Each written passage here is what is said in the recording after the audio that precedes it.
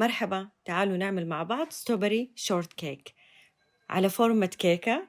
بدل ما نعمل سكون صغيرة، هذه نعملها على كيكة كاملة.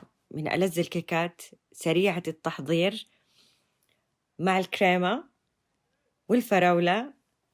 واللي عنده حساسية من البيض واللي ما يحب البيض، هذه الكيكة ليه. وكل المكونات موجودة في البيت.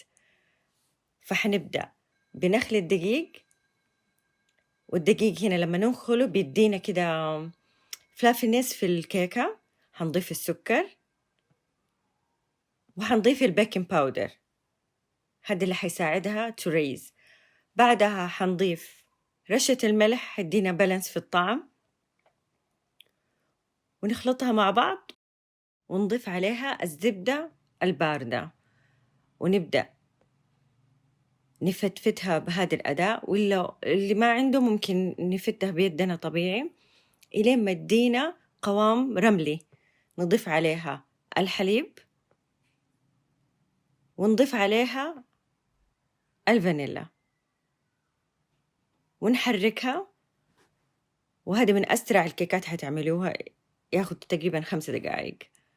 ونضيفها في القالب. أنا هنا استخدمت 9 إنش، بس أعتقد محتاجين قالب أصغر عشان يدينا كده على شكل كيك. هنا كان الكيكة معايا ادتني فلات. ضفنا عليها سكر أسمر عشان تدينا كرانشنس وشكل مرة لذيذ، ونضيفها في الفرن لمدة 30 دقيقة. هنا بدأت بتجهيز الفراولة. هنقعها بالموية وبيكنج سودا لمدة 3 دقائق، ونتأكد إن هي نطفت تماماً من كل الشوائب، حتى لو اضطرينا نعيدها تاني مرة.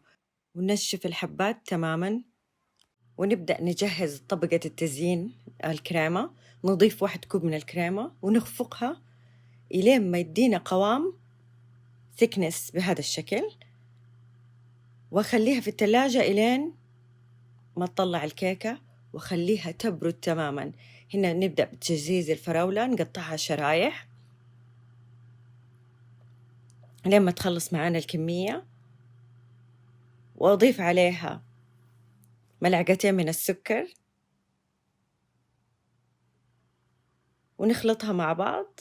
ونبدأ دحينا بترتيب الكيكة. الكيكة هنا بردت تماماً، ضفنا عليها الكريمة